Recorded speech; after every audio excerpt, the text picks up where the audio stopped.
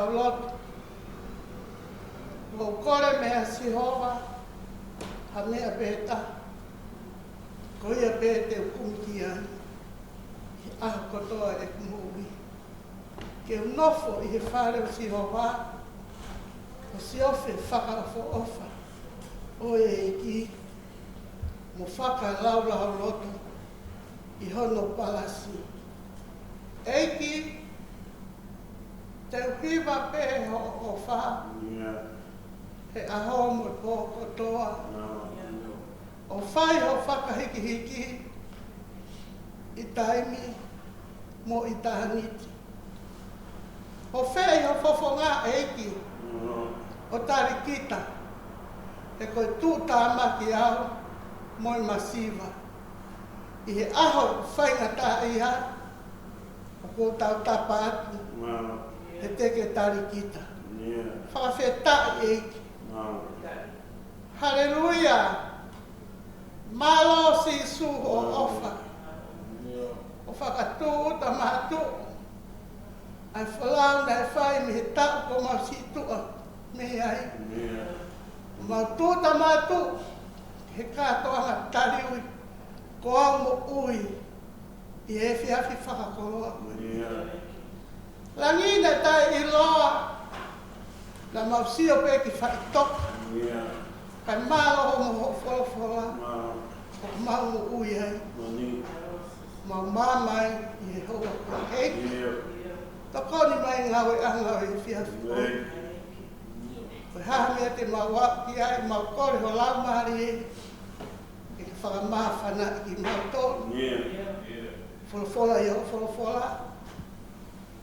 Ke omu mahari e. Ke kakai Eiki. Whawhetai Eiki. Pe tuku koa pe ta inga e mau whakawhetai. I he mau wak.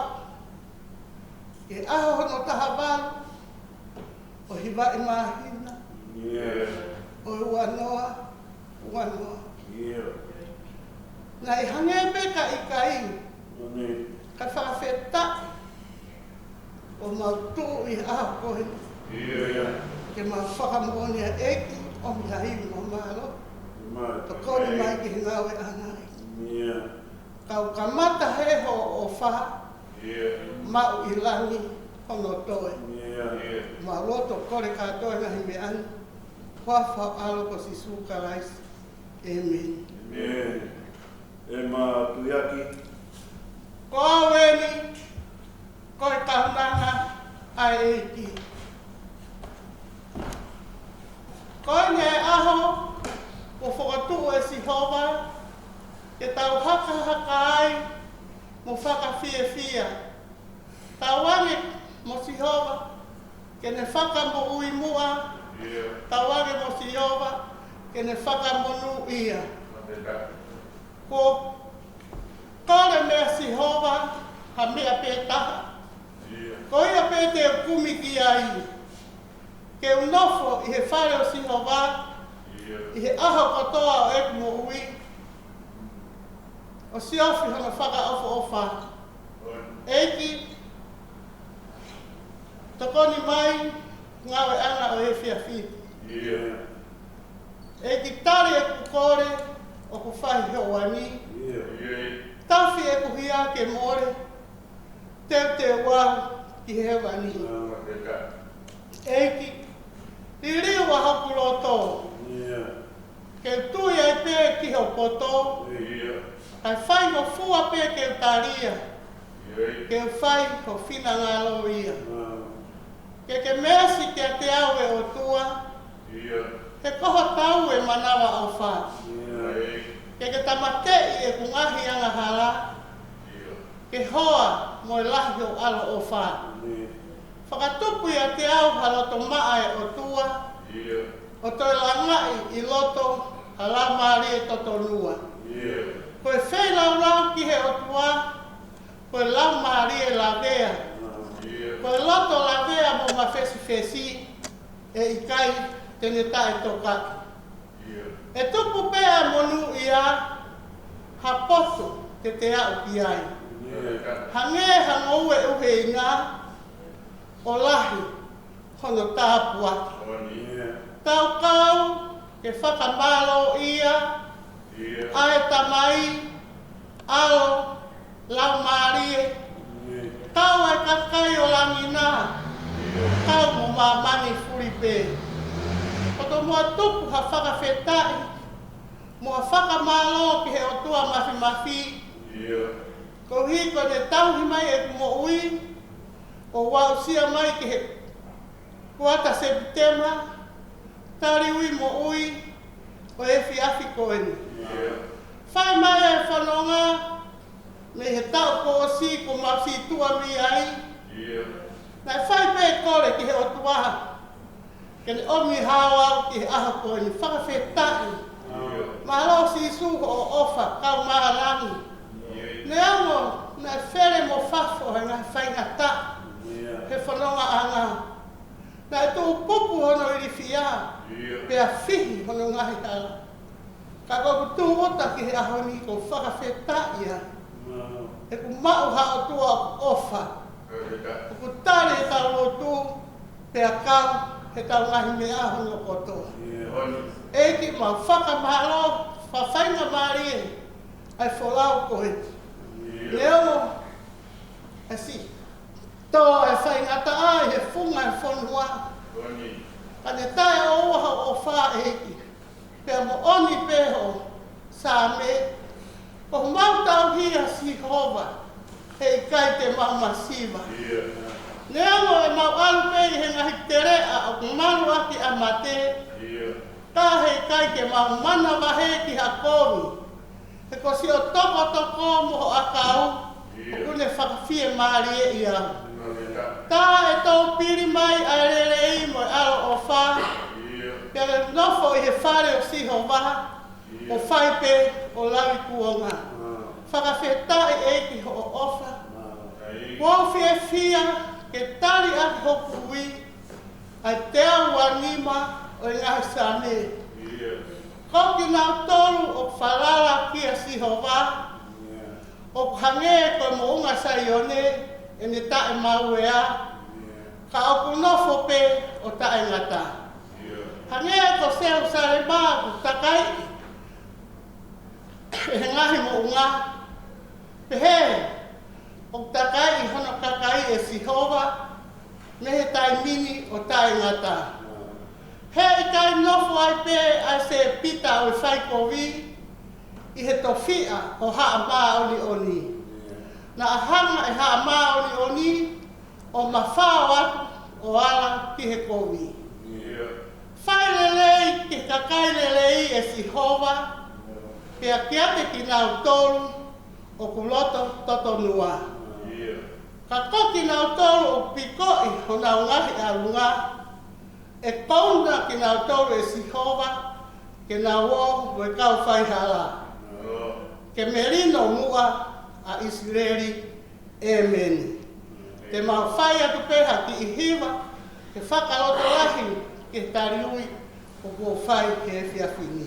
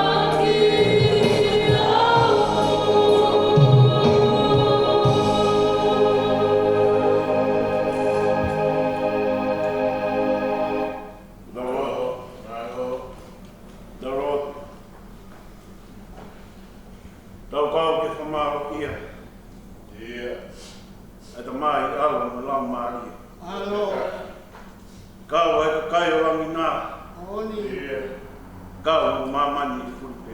Iyo. Hallelujah. Longa me manawa. Me fai o famawa. Iyo Eiki. Waftayang aya o efef koe. Malo. Oi moia tua o fai ke kaunanga koe. Oni. Ya fai e Tali Koau ka fekaula Eiki e tokon mai. Kon mai Eiki. Tau e taha mau e. Iyo. Whanau e hawa fai na ta. Oni. Moni pe tau to me tupu pone hiri fia pa fihi o mai hawa. Iyo. Whawhetai ka whatauranga e Fiona. Oni. Nia sia e tariu mo ui au wanoa ka hai holo to tai fia. Malo Eiki. Ko hai holo to tai tue a koe. Iyo. Hai holo to tai hakai lang tau. Iyo. O hui ko tau i o whae o tua. Moni pe tala whai whaksa me. Iyo. Ka mau ka wakai ki a tāno bia e a Fiona. Iyo. Ka mau ka hipo ki loro whanua bia e a Fiona. Oni. Ka mau ka wakai ki tawata whaki o langi we bia e a Fiona. Iyo. Pe tāna lai ane ho awa whai ma whea maa. Iyo Eiki. Ahon ka hapa whawhita. Whawhetai Eiki. Maa si suho tawa lau ke kai na whai whalau. Malo Sisu. Moni nā tōma hopo e whalau kai whawhita. Na iai pe a Fiona ke mu waka aua.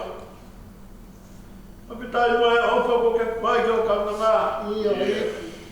Lawe monua e ui kowe a koe. Iyo. Pea fia e mo ui he hoa koe.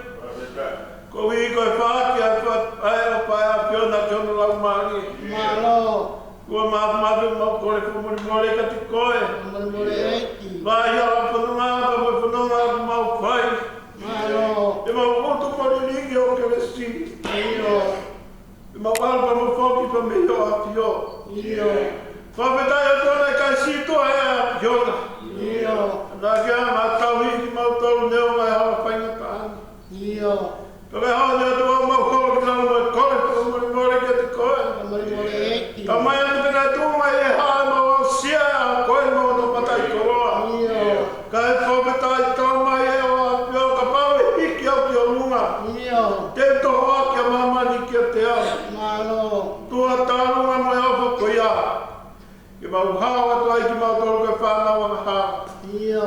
Ia pehea e whawhetai pa mo whamalo e hoa koe. Whawhetai. Malo o tau i ko whai o whalei ki a tātai whakau ka mano whare. Iyo. Tātai se tata ka maske tai lai sa si.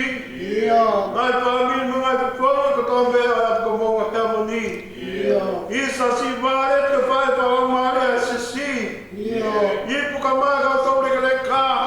Oni. Ka maa e hoa se tata ske tari ka maa e ka hoa e papine. Iyo. Mai a mahina e tari no ui ki ona Eiki haua koe. O mau whawhetai ka hui ka whakakoloa e a Fiona. Oni. Ka nesi o te whare a koe. Whai pemena te meria ke kuhiri ka ko mori ka whonga ngai whae. Malo. Ka mamami e matara nei a Hono. Iyo. Ki hei ngai whae ki tari ui ki hoa a Fiona. Iyo. Pe mau whawhetai hei ka hui ka whakakoloa e a Fiona. Hoa whai kauka maa punga hapa pine. Ko mau kore ka te koe o tua whai tāpai kina tanda whai kau. Iyo. Ko hui ka whakoloa pura ka mnaki. Ke tōka ki e Sepitema ko mau whakakoloa. Iyo. Tāpa ki ia ko hui ka ngāwe ko me whai e wai whanua ka mai sas ko Mounga Heamoni. Iyo. I e ngāwe horo tue o tua mau kore ka te koe. Iyo. O ki kai haiwi o kai hamao. Oni. Nā mai krese a Fiona mau kore ki ke tufo ke te whanuai. Iyo. Malawalawa nā whatamia ke kou ki ai hota mai o Eiki. Malo. Tōna nei se tō tāma tu poupou o whai ki tānei whai kau mau kore ka te koe. Whakakoloa ki e krese a Fiona. Te hiwha o maare a Fiona whai tāpe ki na ia. Iyo. A nei se tōta seketai lahi ka maa. E ka maura kankara pe a ko Mounga Heamoni. O nā ngā o si nātu whonga ngai whāmiri o tua. O mau hapai ake i e mau lotu koe. Iyo. O ape mamahi o tua whare mākina ka maa pōpūra. Iyo. O mau hapai ake o tua leona. mauongona, taha mau whanau, nei toa te whanakina po ni ata, whaweta, ko hui, ko whakataulama e a whiona.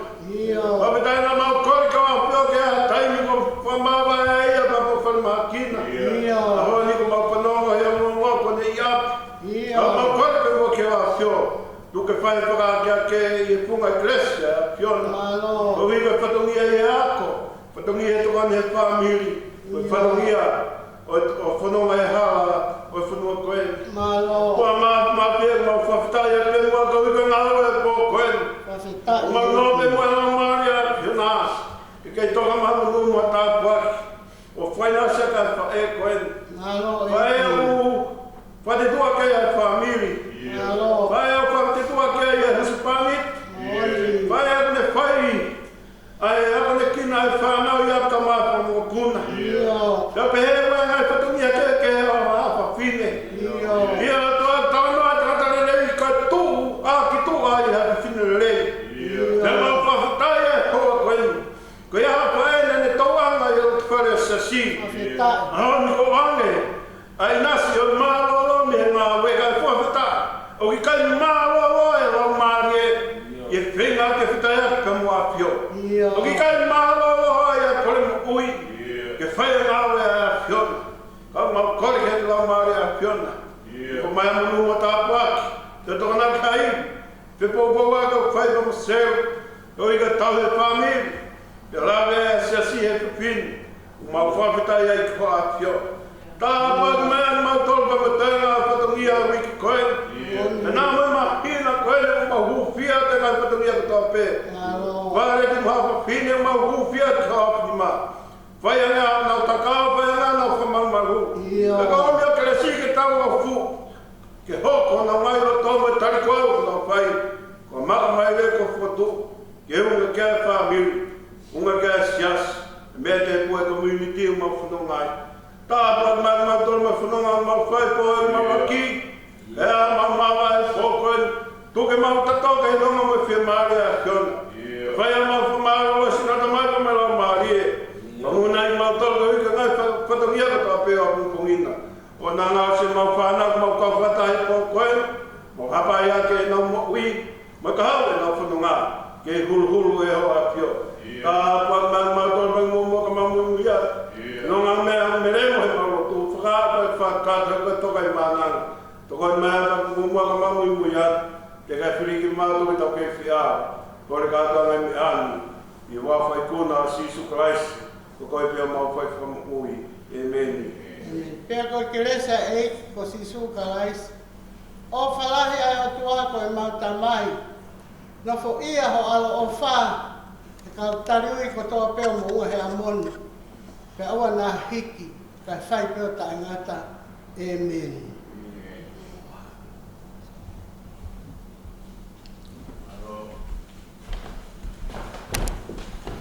Tama toke tāne koenu. Pema, o i koe kata Tali e whipini. Marata me Koau. Pe seo. Sepitema. Sepitema. Pea ta māroa tema. Māroa e roto. Mai roto, mai o pora ko pai Hono. Nuatu i koe te whinta mo i tā roto mui ko pai ta onko me tua. Te koroia koe ta hawa nge koe roto ko pai. Te ata mo kui. O i koe whanonga o ta pai ki ka hau. O e tau ko opa me ka hau tau whanonga. E a whrahe ka koe. E o whrahe ka sero. O koe whipupu a ka pai. O whampe. Papa he taimi ko pai kono kina ta mina i ringa ta keke. Ta koe kau i mapana o tū ko te ki mai si o praia. E a whamaro e reba ma katatawa. O fia peke puke a whainga maari e koe ni. Ke o ato ai a whamaro ke a te koe tangata Eiki. Pai whekau sea. Whainga maari ho taimi ka ke lea mai. Koruhi. O he tarui e kaunanga koe. O hako homo mea mai mei mui ko whakalauto lai. Ke mau tōku atu mei mu atu. Whatawangi peke o tua mafi. Kene kei atu iwi. Whapulpulu aki koe ho kere si whaiwhekau. Me ngai whatongia. Hifonga e taku koeni. O kanga mai minua. Kene whakamonu ia koe. Atu hasino muirere koe ui. Koe ngai whatongia mo te wake oi. Koloa wholofola. Koe aho sāpati. Atu whoke whakamaro ki se tua tāre msi o hu. Ngai tokoni kotoa mo i whainga maari o e fia fini. O te lawe monu wai. Te whawhetai. E whakawhainga maari ho taimi. Ka whakakoloa ho pui. I fia fitoeni. Watawange he o tua mafi kene ke atu peha iwi. Mua mālohi. Koe uhi koe. He pōpō waki mo e tangata i whaiwhekau he. Ngā ue o tau Siasi i e whumahina koe ne akakahi whiwhini. Atu whoke pōpō waki ofa, mo pōpō waki tala monu, ki a koe wāreti whinau, koe taki ia i e potu ngā ue a whawhine. Ko uhi koe ngai whainga maare koe ni ko tau wausia, o tau whiewhia ai, ki tau pau he tari ui ko au mo ui i he aho koe ni. Whakamaro atu a te koe, ngai whakatutu ngā aue mo ngai parani, whanonga anga hala whanonga koe ni oi, ko vitaha hiwa. O maulau mo nu mo lau tākua, he mau kau he lau, pia mau lau he kau, he mau tari ui ko au mo ui, he ngai whatawangi ki o tua mafi. E ne tāpua ki mai koe mo ne whakamoku ui, mo ne whakamonu ia. Pehea tala monu atu ki a ipu e loni, hoe whaiwhekau mālolo. Pehea ki hoe se tuatalahi anau, se keri tali ofa tau kolo. Mo e kau whewhine tau maai kolosi a Mounga Heamoni i he tau koe. O tau lotolahi ki tau koretaki e tau mo ui. Omi hao ki tau tonu he tau ko tau situ ai ki he tau koe. E tau tari ko au mo ui i ho tau otua. Whakamaro mo tala mo nu atu. Kia mo tolu ko toa pēo ku teu. Kia mo tari ui. Mo ki mo tolu ko toa pēo ne o si tari ho mo ui. Tawangi mo si hova. Kia ne whakamonu ia ki tau tolu ko toa pēo. Hea ofa atu kātoa kia te mo tolu. Si ka kai ko toa pēo ki mo mamata mai he televisione. Pehea e whakamaro kia siaos, he ngā aue, he atamo TV.